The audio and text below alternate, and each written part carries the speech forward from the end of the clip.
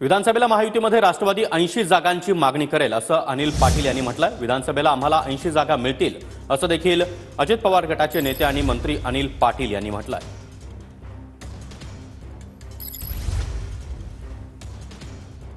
जो आहे महायुतीमध्ये जे आहे आपल्याला मिळाला पाहिजे। आपण आलो त्यावेळेला पण आपल्याला त्यांनी सांगितलं 80-90 आपल्याला जागा मिळतील। यावेळेला जी काही खटपट झाली ती खटपट पाहता पुढेही खटपट होता कामा नये। आम्हाला एवढ्या जागा मिळाल्या पाहिजेत हे त्यांना आपल्याला सांगावं लागेल। तेवढ्या मिळाल्या तर 50-60 निवडून येणार हो। नाही, महायुतीमध्ये असताना पण आणि नसताना पण हा विचार करण्याची आवश्यकता नाही।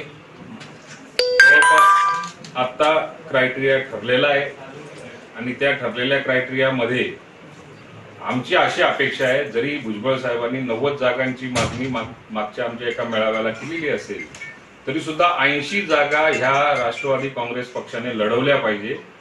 त्यामध्ये ज्या ठिकाणी शक्य असेल त्या ठिकाणी एक सर्वे घेऊन इलेक्टिव्ह मेरिट तपासूनच त्या ठिकाणी जागेची किंवा उमेदवाराची घोषणा ही आतापासूनच त्याच्यासाठी कामाला लागलं पाहिजे।